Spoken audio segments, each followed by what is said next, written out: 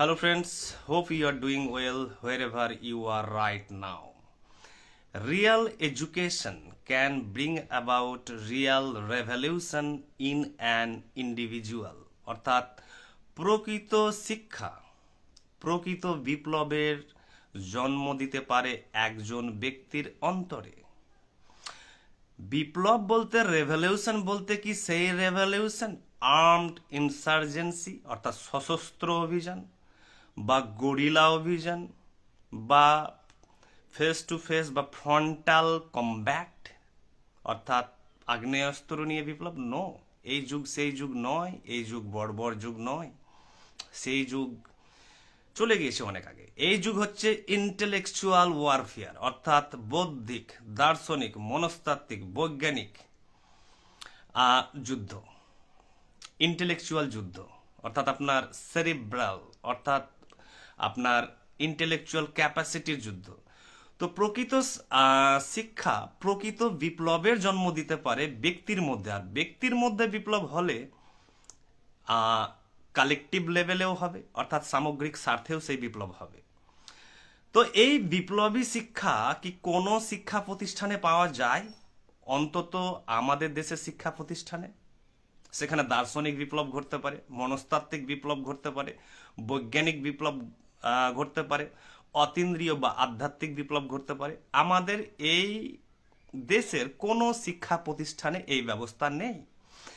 আমাদের দেশের শিক্ষা ব্যবস্থা হচ্ছে শিক্ষা শিক্ষিত করা নয়, স্বাক্ষরিত করা অর্থাৎ লিটারেসি প্রমোট করা, সাক্ষরতা অভিযান, এডুকেশনাল ড্রাইভ। এখানে যেটা আমরা বলি অর্থাৎ শিক্ষা অভিযান, সেটা অ্যাকচুয়ালি হচ্ছে সাক্ষরতা অভিযান। সেটা আপনি ক্লাস 1 থেকে বা KG1 থেকে শুরু করে MA থেকে PhD আপনি যত বড়ই ডিগ্রিধারী হন না কেন, এবং আপনি দাবি করতে পারেন আমি ইংলিশে, ফিজিক্সে, ম্যাথে গ্র্যাজুয়েট, বা আমি কেমিস্ট্রির টিচার, আমি কেমিস্ট্রির প্রফেসর, আমি ফিলোজফির স্যার, আপনি যা খুশি দাবি করতে পারেন। কিন্তু আমার মতে আমি যতদূর অনুভব করেছি এই শিক্ষা নিয়ে, আপনি স্বাক্ষর ছাড়া কিছু নন। স্বাক্ষরকে অর্থাৎ যিনি লিখতে পড়তে জানেন, অর্থাৎ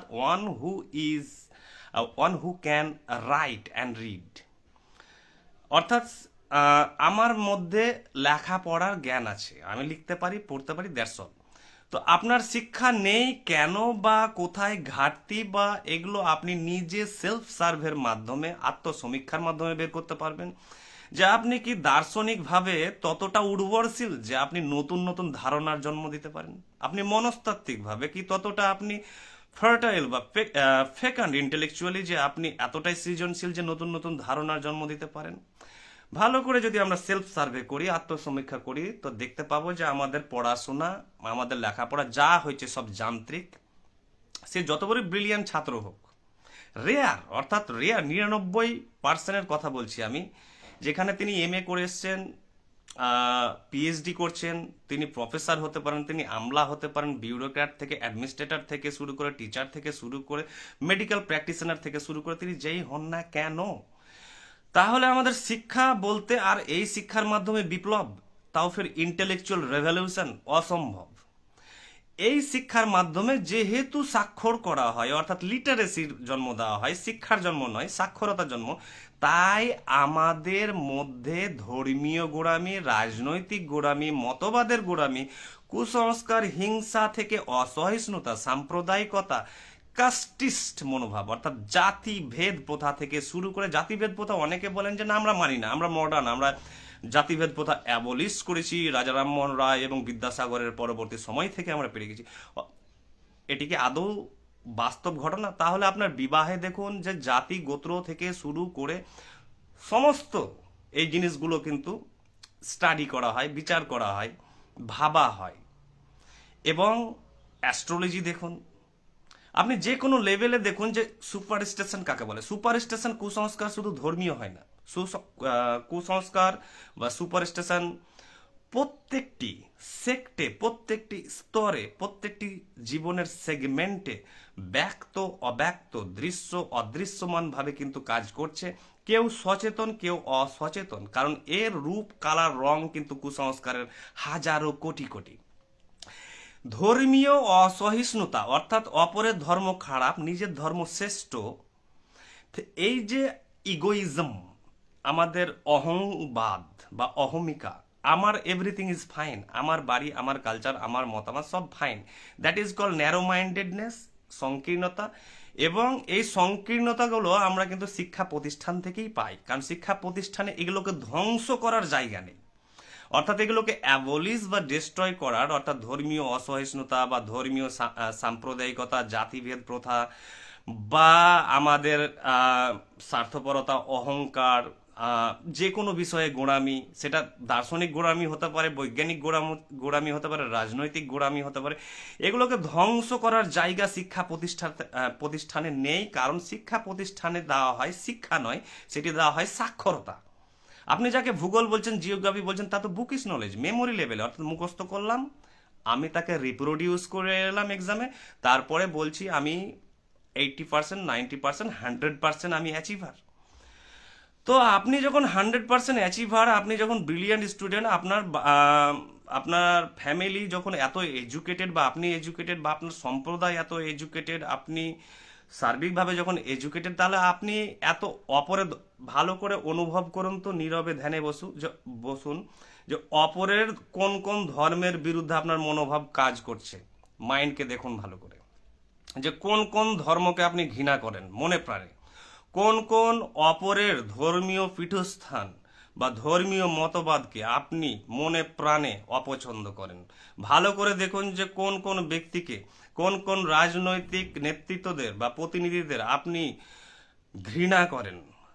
ভালো করে অবজার্ভ করুন, অন্তরে দেখুন যে আপনার মধ্যে শুধু ইনটলারেন্স, ইনটলারেন্স, ইনটলারেন্স। এবার আপনি বলছেন, অনেকে বলছেন যে আমাদের ধর্মগ্রন্থ শ্রেষ্ঠ, এবং আমাদের যিনি ধর্মীয় নির্মাতা, আর্কিটেক্ট, তিনি সর্বশ্রেষ্ঠ মানুষ, বা তিনি 1 নম্বরে আছেন, তিনি, আর কেউ বলছেন 2 নম্বরে আছেন, কেউ বলছেন আমাদের 3 নম্বরে আছে। আমি প্রথমেই শুরুতেই বললাম যে true education can bring about true revolution in an individual, অর্থাৎ ব্যক্তির মধ্যে প্রকৃত শিক্ষা প্রকৃত বিপ্লবের জন্ম দিতে পারে। আপনি বলছেন যে অমুক ধর্মীয় প্রতিষ্ঠাতার বা নির্মাতার আমি হচ্ছি অনুগামী, সেহেতু আমি খুব গর্বিত আমার ধর্ম নিয়ে। আপনার ধর্মপ্রচারক বা আপনার ধর্মীয় নির্মাতা 1 নম্বরে আছে। এবার আপনাকে আমার প্রশ্ন, আপনি তার অনুগামী হিসাবে আপনার র্যাঙ্কিং কত? উনি তো 1 নম্বরে আছে, ঠিক আছে, নো ডাউট, নিঃসন্দেহে। আপনার র্যাঙ্কিং কত? আপনার র্যাঙ্কিংই নেই। আপনার র্যাঙ্কিংই নেই, মানে আপনার র্যাঙ্কিং নেই কেন? কারণ যিনি আপনার ধর্মীয় প্রতিষ্ঠাতা বা যারা ধর্ম প্রতিষ্ঠা করেছিলেন, তারা কিন্তু সবাই পলিম্যাথ ছিলেন। This is a very crucial word.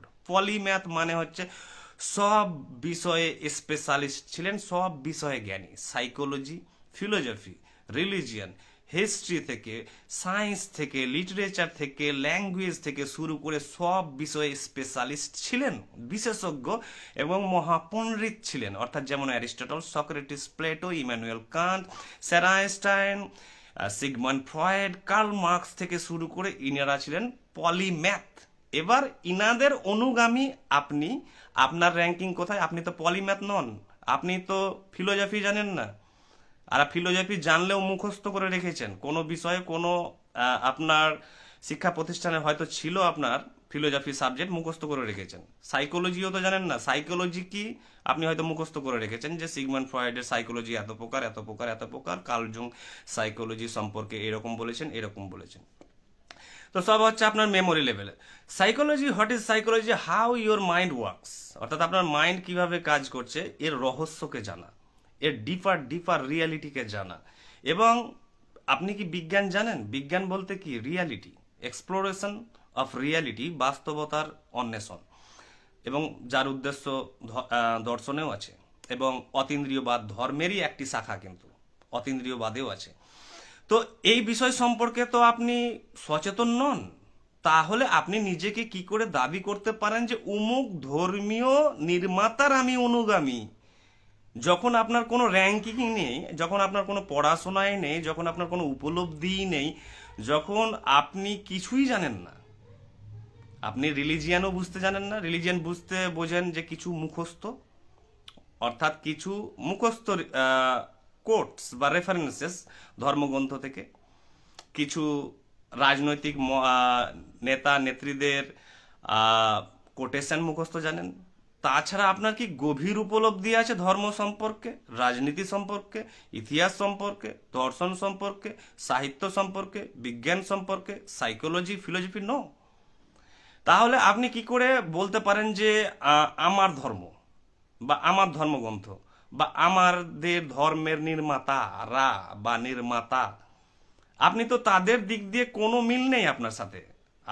ওনারা ছিলেন পলিম্যাথ, অর্থাৎ সব বিষয়ে জ্ঞানী, এবং ওরা বলে গেছেন যে আমাদের মতো হও।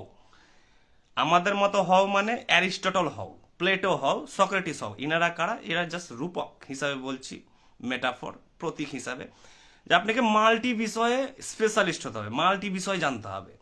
তো মাল্টি বিষয়ের তো কিছুই জানেন না, আর আপনি প্রচার করছেন, তর্ক করছেন, বিতর্ক করছেন, অংশগ্রহণ করছেন, হাততালি দিচ্ছেন, গর্বে ফেটে পড়ছেন। কিসের জন্য? যে আমাদের আমাদের আমাদের বলে। তো আপনাদেরই হোক, তো আপনার সাথে আপনার ধর্মীয় নির্মাতার বা ধর্মগ্রন্থের কোথায় মিল আছে? কোনো একটি দিক উপলব্ধিতে আছে? নেই। কোনো দর্শনের গভীরতা নেই। থাকবে কি করে? দর্শন মুখস্থ হয়েছে। শিক্ষা প্রতিষ্ঠানে আমি আগে বলেছি দর্শন পড়ানো হয় স্বাক্ষর করার জন্য, যে এটাকে দর্শন বলে, এটাকে ফিলোসফি বলে। এই দেখো মুখস্থ করো, Immanuel Kant, Socrates, Plato, Aristotle বলেছেন এই, অমুক ধর্মগ্রন্থে বলেছে এই, অমুক ধর্মের মতে এই, মুখস্থ মুখস্থ মুখস্থ।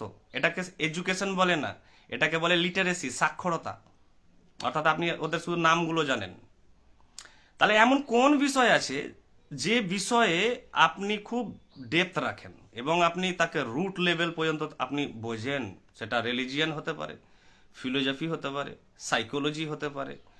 ফিলোসফি, আপনি কোন বিষয়ের গভীরতায় পৌঁছেছেন, যে যেখান থেকে আপনি বলছেন যে আমাদের এগুলো আমাদের ধর্মগ্রন্থ থেকে এসেছে, আমাদের ধর্মগ্রন্থ শ্রেষ্ঠ। এগুলোকে ধ্বংস করার, অবলুপ্ত করার, এই যে আমাদের ভিতরে যে অহংকার, আমিত্ব কে বা আমাদের গোড়ামি, আমাদের অসহিষ্ণুতা, আমাদের সাম্প্রদায়িক মনোভাব, আমাদের হিংসা, ঈর্ষা, ভয়, লোভ, এগুলোকে ধ্বংস করার ব্যবস্থা শিক্ষা কোনো প্রতিষ্ঠানে নেই। কারণ শিক্ষা প্রতিষ্ঠানে যারা শিক্ষার প্রতিনিধি বলছেন, অর্থাৎ তারা শিক্ষক শিক্ষিকা, তারা শুধু শিক্ষা প্রতিষ্ঠানেই থাকেন না, আছে আমাদের বাড়িতেও। তারা অভিভাবক, তারা বাবা মা, তারা তো নিজেই গোঁড়া, নিজেই মনস্তাত্ত্বিকভাবে অস্থির, নিজেই স্বার্থপর, নিজেই হিংসুটে, নিজেই কৃপণ, নিজেই সাম্প্রদায়িক, নিজেই কুসংস্কারাচ্ছন্ন। তো উনি কিভাবে অপরকে শিক্ষিত করবেন? শিক্ষা বলতে কি বোঝায়? শিক্ষা বলতে বোঝায় লিবারেশন, লিবার্টি আর ফ্রিডম, মুক্তি, স্বাধীনতা। কোথা থেকে? এই সমস্ত বদ্ধ পুকুর থেকে দিয়ে সমস্ত মনস্তাত্ত্বিক, দার্শনিক, বৈজ্ঞানিক এবং বৃহত্তর স্তরের আধ্যাত্মিকতার মাধ্যমে এই জীবনের প্রতিটি অ্যাক্টিভিটিকে অন্তরে উপলব্ধি করা। তখনই এই সমস্ত যত কারাগার আছে সব ভেঙে চুরে সব শেষ হয়ে যাবে। আর এই কারাগার থেকে বেরোনোর ব্যবস্থা তো শিক্ষা প্রতিষ্ঠানে নেই। আপনি যতই মার্কস পান, তাহলে আমি শিক্ষিত না আমি স্বাক্ষর? অর্থাৎ whether I may be called educated or literate, আমাকে কি শিক্ষিত বলা যেতে পারে না স্বাক্ষর বলা যেতে পারে? সবই হচ্ছে স্বাক্ষর। অর্থাৎ লিটারেট, তারা পড়তে জানে, লিখতে জানে, বোঝেন না। এডুকেশন মানে হচ্ছে ফ্রিডম বললাম। আর এই ফ্রিডম, এই শিক্ষা কোনো শিক্ষা প্রতিষ্ঠানে নেই। তাই গোঁড়ামি, সাম্প্রদায়িক অস্থিরতা, হিংসা, আমি যা যা বিষাক্ত জিনিস বললাম এগুলো বাড়তে থাকবে। আর অহংকারে মানুষ উন্মাদ হয়ে চারিদিকে ঘুরবে এবং তারা বিবাদ, কলহ, বিভাজন, বিভিন্ন কিছুর অজুহাতে তারা সৃষ্টি করবে। কারণ তারা নিজেরাই যেহেতু সাইকোলজিক্যালি ডিসফাংশনাল, মনস্তাত্ত্বিকভাবে টোটালি সে অস্থির এবং টোটালি সে একেবারে একেবারে নিচু স্তরে, মানসিক স্তরে সে বিরাজ করছে। এবার ভাবুন যে কোন শিক্ষা আপনার সন্তানদের দেবেন। কোন শিক্ষা আপনি নিজে নেবেন, কোন শিক্ষা আমি নেব, কোন শিক্ষা আমার পরিবারকে দেব, কোন শিক্ষা আমাদের ছাত্রছাত্রীদের দেব, নির্ভর করছে সেই ব্যক্তির স্বাধীনতার উপরে, যে তিনি স্বাধীনতা পেয়েছেন কিনা এই সমস্ত স্তর থেকে। তখনই ইন্টেলেকচুয়াল রেভলিউশন সম্ভব। না হলে ততদিন পর্যন্ত লড়তে থাকো এবং সাম্প্রদায়িক অস্থিরতা নিয়ে উন্মাদনায় এনগেজ থাকো, অংশগ্রহণ করো, সমাজকে অস্থির করো, চঞ্চল করো, নিজেও দুঃখী থাকো, অপরকেও দুঃখী রাখো, নিজেও হতাশায় ভুগছো, অপরকেও হতাশায় রাখো। এটা ততদিন পর্যন্ত চলতে থাকবে যেহেতু রিয়াল এডুকেশন শিক্ষা প্রতিষ্ঠানে নেই, কোনো শিক্ষা প্রতিষ্ঠানে নেই। তাই রিয়াল শিক্ষার সলিউশন হচ্ছে সাইকোলজি।